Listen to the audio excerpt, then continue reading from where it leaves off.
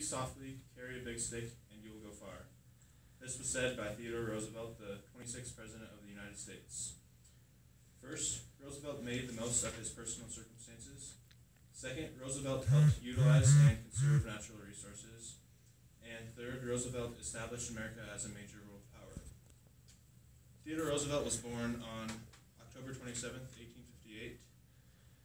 Now, according to TheodoreRoosevelt.com, when he was fully grown, he was 5 feet 9 inches tall, weighed 220 pounds, was right-handed, had brown hair. His shoe size was 5, and he had pale blue eyes, and his horoscope was Scorpio.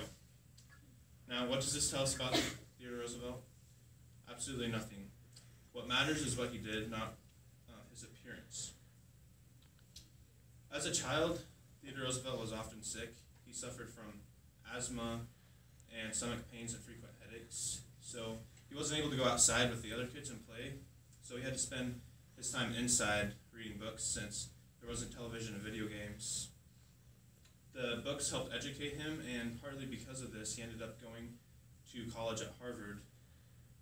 His third year at Harvard, he met his wife, Elise.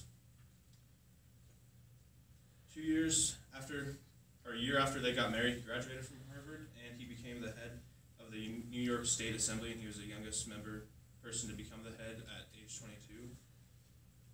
Now, 4 years after he got married to Elise, he had his first child was born, but sadly, 2 days after his child was born, Elise developed kidney problems and died shortly afterwards. And coincidentally, his mother died on the same day in the same house, only 2 hours before his wife. So this really stunned Theodore, and to help him deal with his loss, he moved to the Dakota Territory and bought a ranch. So after 2 years of living there, he decided to get back into politics, and he moved to New York again. And right after he moved there, he ran for the governor's office, but he lost. And shortly afterwards, he met his childhood friend, Edith, and he married her, and they eventually had 5 children. Roosevelt was still involved with politics. He was a U.S. Civil Service Commissioner, president of the New York City's Land of Police Commission, and he was afterwards promoted to the Assistant Secretary of the Navy. Now, in 1898, the Spanish-American War broke out, and Theodore decided to volunteer for that. He was in a U.S. volunteer cavalry regiment called the Rough Riders. It was composed of about 1,000 men, and they fought in Cuba. America ended up winning the war, so when he came back, he was known as a national hero for his bravery in the war. In 1998, he was elected as mayor of New York, and 2 years afterwards, he was nominated to become the vice president for Wilson McKinley.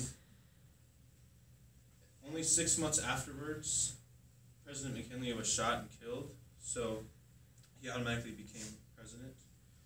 Now, while Theodore Roosevelt showed strength in his personal life, he also strengthened the country by conserving natural resources. He helped to protect 250,000 of forest land that he put under control of the government. He helped designate 5 national parks, 52 federal bird reservations, 5 national forests, and the first 18 national monuments. He brought into focus the importance of protecting the environment, and according to MillerCenter.com, he's sometimes called the first green president. All in all, Theodore Roosevelt helped to protect 230 million acres of land, and according to TheodoreRoosevelt.org.